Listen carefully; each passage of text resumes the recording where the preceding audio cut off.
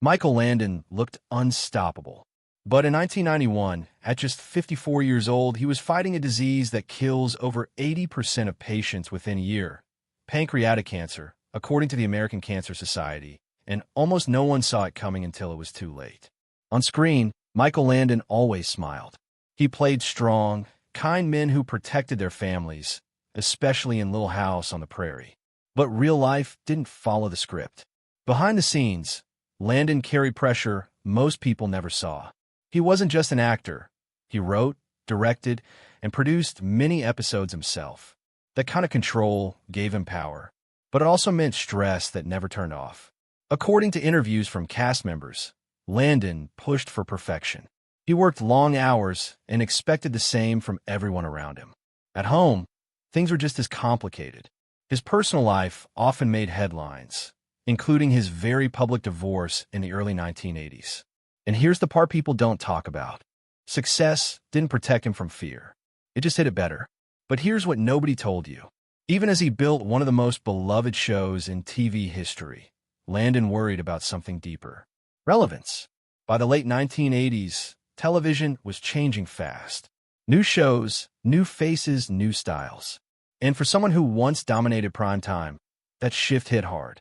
Psychologists say that when someone builds their identity around success, losing that spotlight can feel like losing yourself. And Landon? He lived in that spotlight for decades. Then came the moment no one expected. In April 1991, Landon went on The Tonight Show starring Johnny Carson and revealed the truth. He had pancreatic cancer. The world stopped.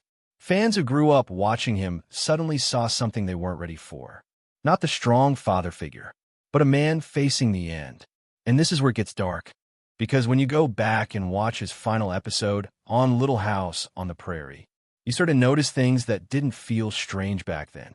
But now, they feel almost unbearable. What happened in that episode wasn't just acting. It was something much more real. And once you see it, you can't unsee it.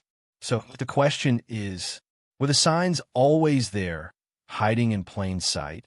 For millions of people, Little House on the Prairie wasn't just a TV show. It felt like home. Every week, families sat together and watched the Ingalls family face life struggles. And at the center of it all stood Michael Landon as Charles Ingalls. He wasn't just a character. He became the father many people wished they had. The show first aired in 1974, and according to ratings data from NBC, it quickly became one of the most watched family dramas of its time. But here's what made it different. It felt real. The stories touched on poverty, loss, faith, and survival. These weren't perfect lives. These were human lives. And Landon made sure of that. He didn't just act in Little House on the Prairie. He shaped its soul. He wrote emotional scenes that hit close to home. He directed moments that felt raw and honest, and sometimes a little too real. But here's what nobody told you. The closer the show got to real emotion, the closer it came to Landon himself. Cast members later shared in interviews that Landon often pulled from his own life. His fears, his struggles, his regrets. That's why some scenes feel different when you rewatch them today. They don't feel like acting anymore. They feel like someone trying to say something without saying it out loud. And this is where it gets even deeper. By the early 1980s, the show was starting to slow down. Ratings dropped. Audiences changed. According to TV industry reports at the time, family dramas were losing ground to faster, flashier shows. Landon saw it happening. And for someone who built his life around storytelling, that shift wasn't just business. It was personal, because when people stop watching your story, it can feel like they're walking away from you. So he made a bold choice. Instead of letting the show fade quietly, Landon took control of how it would end. He pushed for stronger, more emotional storylines. Darker ones. Stories about loss. About endings. And that decision led to something unexpected. Because when you look at his final episodes now, they don't just feel like the end of a show. They feel like a goodbye. A goodbye no one realized was happening at the time. And what's coming next is the exact moment that changed how fans see everything forever. This next part of the story, very few people know about it. Subscribe right now so you never miss stories the mainstream media buries. So what exactly happened in that final episode? That makes it so hard to watch today. It didn't feel like a normal ending. Something was off. When fans watched the final stretch of Little House on the Prairie, they thought they were saying goodbye to a show. But what they didn't realize, they were watching something much deeper. Michael Landon made a choice that shocked even his own cast. He didn't want a soft ending. He wanted something final. So in a 1984 TV movie finale, The Last Farewell, the town of Walnut Grove is destroyed. Not slowly, not symbolically. Blown up. Buildings gone. Streets erased. Memories turned to dust. And it wasn't random. According to production interviews, Landon insisted on this ending so no one else could reuse the set. He wanted to protect the story. But here's what makes it hard to watch today. It feels personal. The way Charles Ingalls walks through the town. The way he looks at everything one last time. It doesn't feel like a character leaving. It feels like a man letting go of something he knows he'll never return to. And this is where it gets dark. Because Landon didn't just destroy a set. He erased a world he built for nearly a decade. Psychologists say that when someone faces loss, they sometimes try to control the ending. It gives them a sense of closure. And that's exactly what this looked like. But here's what nobody told you. When you rewatch that final scene today, knowing what would happen just 7 years later in 1991, it hits differently. Every glance feels heavier. Every goodbye feels real. Fans have pointed out one moment in particular. When Charles pauses and looks back, it's quiet. It's subtle. But it feels like he knows something we don't. And this next part changes everything. Because behind the cameras, not everyone agreed with Landon's decision. Some cast members felt confused. Others felt hurt. Why end something so beloved in such a destructive way? But Landon didn't explain much of the time. He didn't need to. Because now, looking back, many believe that moment wasn't just about a TV show ending. It was about something deeper. Something he couldn't say out loud. And once you understand what was happening in his personal life around that time, the entire episode starts to feel like a message. A message hidden in plain sight. So the real question is, was this just a creative choice? Or was Michael Landon saying goodbye long before anyone realized? At the time, no one questioned it. It just felt like powerful TV. But watching it now, it's different. When you go back to those final moments of Little House on the Prairie, something feels heavier. Not louder, not dramatic, just deeper.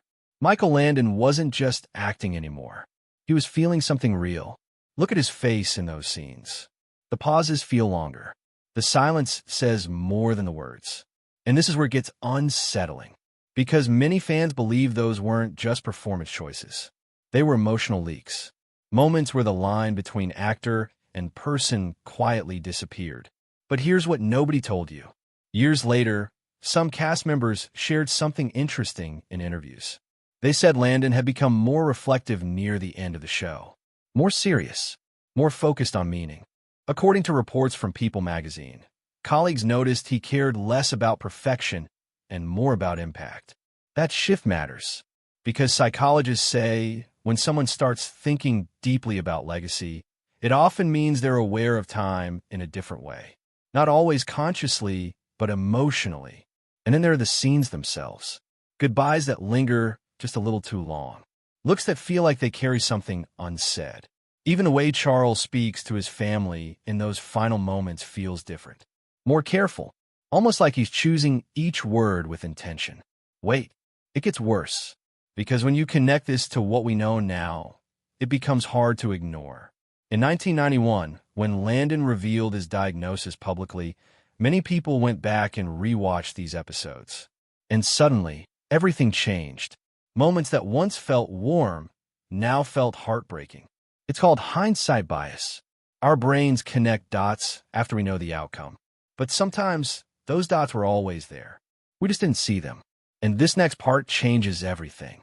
Because the truth about what Landon was going through physically makes those final scenes feel almost unbearable. Not symbolic, not artistic, but real in a way television rarely is. So now the question becomes, what exactly was happening to Michael Landon during those final years? And how much of it made its way onto the screen? Have you ever watched something years later and suddenly saw it in a completely different way? That's exactly what fans experienced here. Tell us your moment in the comments.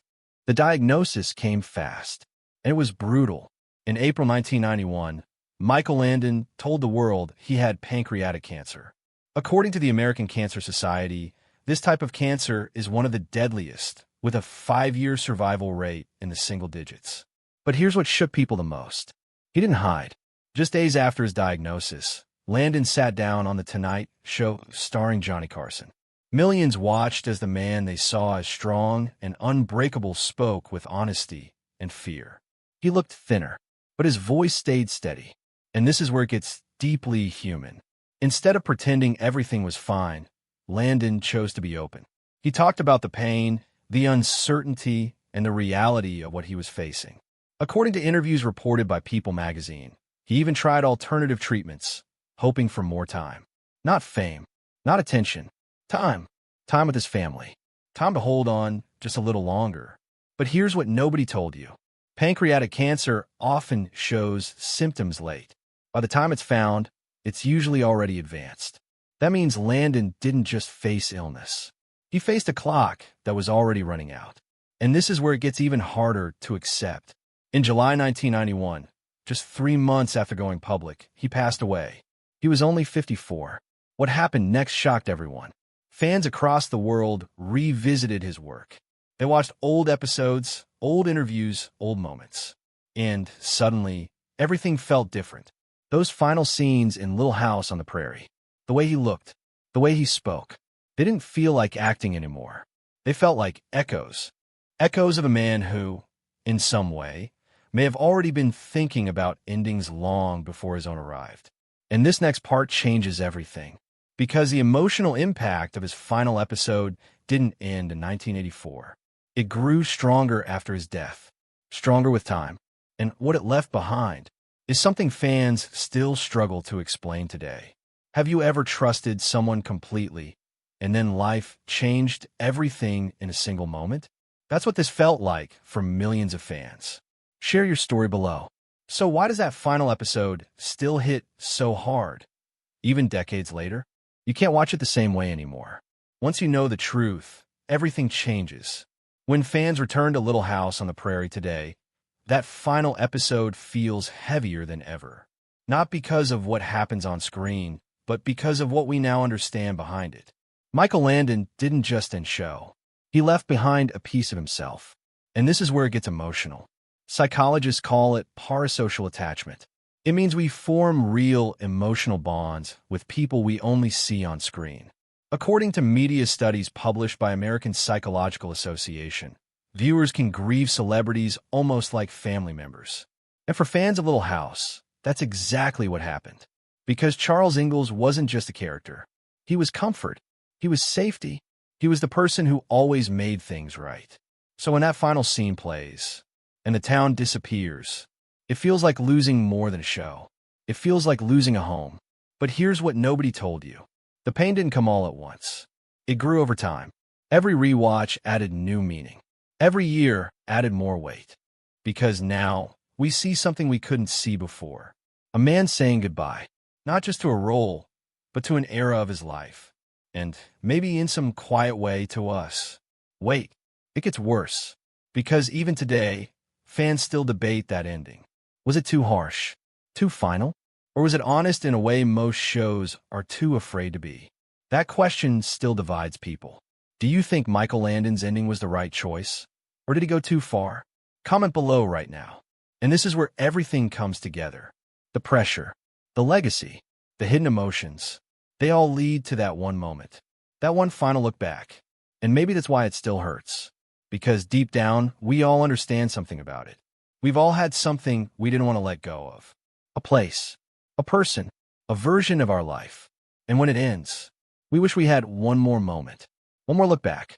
But here's what we didn't cover today. There are stories from behind the scenes, stories involving cast tensions, creative control, and decisions that some say change the entire direction of the show. And trust me, it's more complicated than it looks.